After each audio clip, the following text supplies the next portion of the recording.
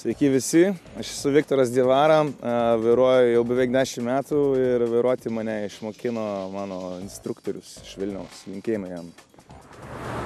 Iš tikrųjų aš pradėjau vairuoti, kai man buvo 23 metai.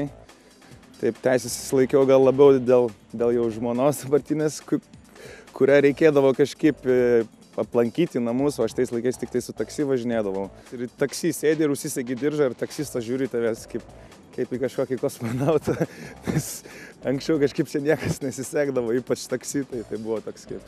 Taip, lyginant Afrikos važiavimo ypatumus su Lietuvos, keliuose yra labai didelis bardakas. Manyčiau, kad didžiausia problema gal kelia itin didelis skaičius žmonių važiuojančių su mopedais, motociklais ir dažniausiai tai yra jaunimas. Tai dažniausiai jie be šalmų važinėja ir taip irgi, kaip jau minėjau, iš vienos eilės į kitą veržiasi ir iš tikrųjų kasdien, bent jau Bamako, tai yra Malio sostinė, vyksta labai daug avarijų, būtent susijusi su mopedais, su mašinom.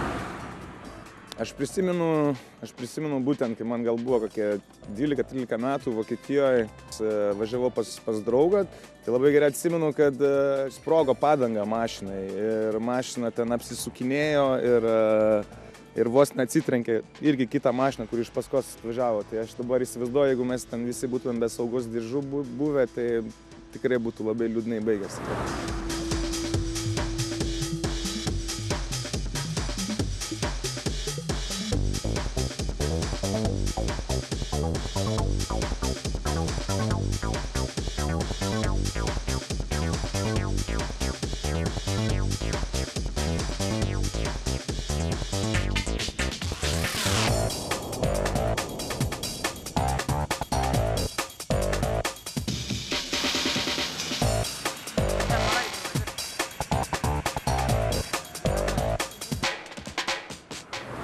Jeigu esi keleivio vietoje, tai tu niekados nežinai, kada tas bus staigus stabdymas ir jeigu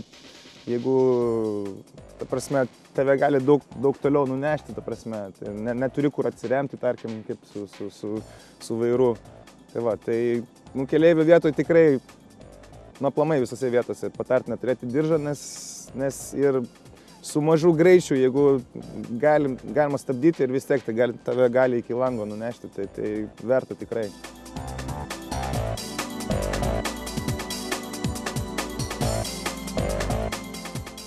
Net neįsivaizduoju. Sakyčiau, prieš kokius 40 metų. Tai va, aš segosiu saugos diržą, tai užtrunka lygiai sekundę, nieko nekainuoja ir gali išgelbėti gyvybę, tad manau, kad tikrai verta tą sekundę iššvaistyti.